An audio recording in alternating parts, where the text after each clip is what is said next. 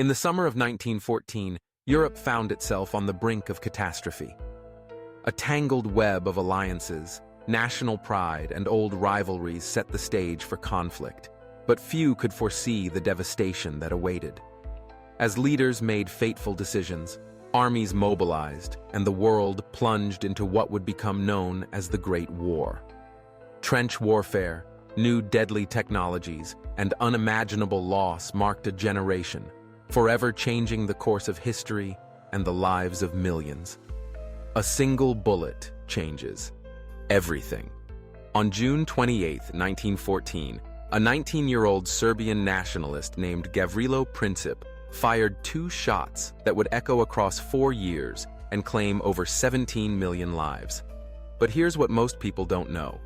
Princip almost missed his chance entirely.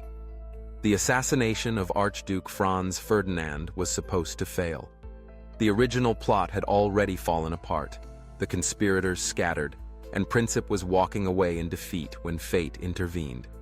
The Archduke's driver took a wrong turn, stopped the car directly in front of a delicatessen where Princip happened to be buying a sandwich, and handed him the opportunity to change the course of human history. Sometimes the most catastrophic events in history hinge on the most mundane moments. The powder keg.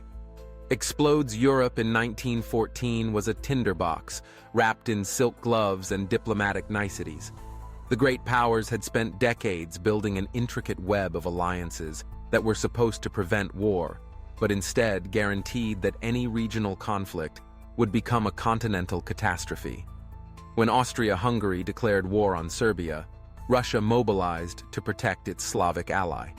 Germany, bound by treaty to Austria-Hungary, declared war on Russia. France, allied with Russia, found itself at war with Germany.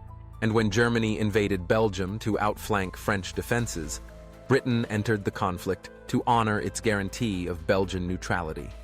In just 6 weeks, what should have been a localized Balkan dispute had metastasized into a global war involving every major European power. The diplomats and generals who orchestrated this escalation believed they were fighting the last war of the 19th century, a quick, decisive conflict that would be over by Christmas. They had no idea they were about to unleash the first truly modern war, one that would consume an entire generation and reshape civilization itself. The machine of death. What made World War I uniquely horrific was the deadly marriage of 19th century tactics with 20th century technology. Generals trained to fight Napoleonic-style battles with cavalry charges and massed infantry assaults found themselves confronting machine guns that could fire 600 rounds per minute, artillery that could accurately target trenches from miles away, and poison gas that could kill thousands in minutes. The Western Front became a 400-mile wound across Europe, stretching from the North Sea to the Swiss border. Here, in a maze of trenches, barbed wire, and shell craters, millions of men lived like moles, emerging only to face almost certain death. The space between opposing trenches, no man's land, became a moonscape of mud, corpses, and unexploded shells where nothing could survive. Consider the mathematics of madness. During the Battle of the Somme in 1916, British forces suffered 60,000 casualties on the first day alone, the bloodiest day in British military history. By the battle's end, 4 months later, over 1 million men had been killed or wounded for a territorial gain that could be measured in yards. At Verdun, the French and Germans fed 700,000 casualties into a meat grinder for control of a strategically meaningless fortress, with some hills changing hands 16 times in a single day. The war that changed war forever. But here's where the story takes an unexpected turn. While Europe was bleeding itself white in the trenches, World War I was simultaneously becoming history's first truly global conflict and the first war of the future.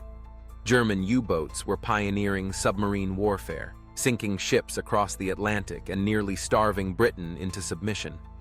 In the Middle East, T.E. Lawrence was orchestrating the Arab revolt that would reshape the post-war world. On the Eastern Front, The Russian Empire was collapsing into revolution, eventually giving birth to the Soviet Union.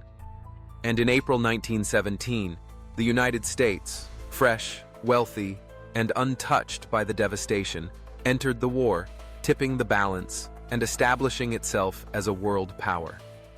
Most remarkably, this was the first war fought as much in laboratories and factories as on battlefields. Scientists were racing to develop new ways to kill, more deadly gases, more accurate artillery, the first combat aircraft, and even primitive tanks.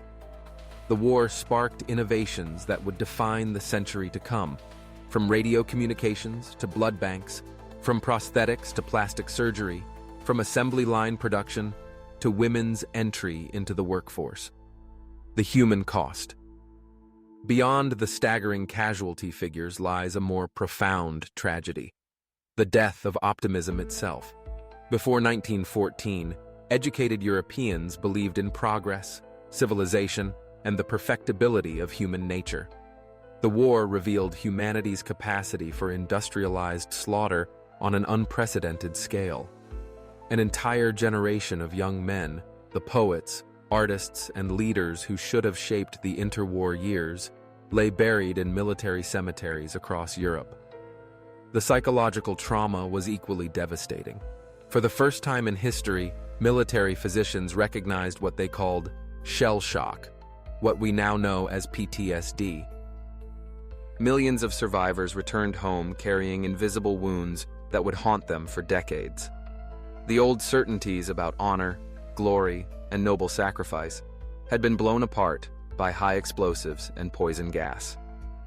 The unexpected ending. The war's end came not with a climactic battle, but with a whimper.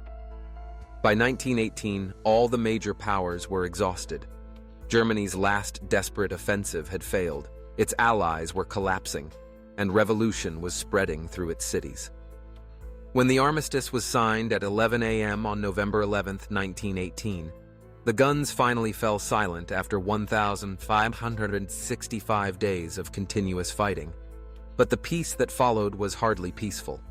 The Treaty of Versailles created as many problems as it solved, redrawing maps, destroying empires, and sowing the seeds of future conflicts. The war had toppled 4 empires: German, Austro-Hungarian, Russian, and Ottoman, and their collapse created a power vacuum that would eventually be filled by fascism and communism. The war that never ended. Here's the most chilling truth about World War I. It never really ended. The unresolved tensions, the humiliated nations, the artificial borders drawn by exhausted diplomats would generate decades of subsequent conflicts. Adolf Hitler was a product of the war's aftermath, his entire political career built on exploiting German resentment over Versailles. The Russian Revolution, sparked by military disasters, would create the Soviet Union and the Cold War. The collapse of the Ottoman Empire would eventually lead to conflicts in the Middle East that continue today. World War I wasn't just the war to end all wars, it was the war that began all the wars that followed. The 20th century's catalog of horrors, from the Holocaust to the atomic bomb, from Stalin's purges to the killing fields of Cambodia, can all trace their lineage back to that moment when Gavrilo Princip stepped out of a Sarajevo delicatessen and fired 2 shots that shattered the old world forever. In the end, World War I stands as history's greatest cautionary tale about the law of unintended consequences. A single act of terrorism in a minor Balkan city triggered a chain reaction that consumed 4 empires, killed a generation, and unleashed forces that would shape and scar the next century. It reminds us that in our interconnected world, no conflict remains local for long, and the price of miscalculation can be civilization itself.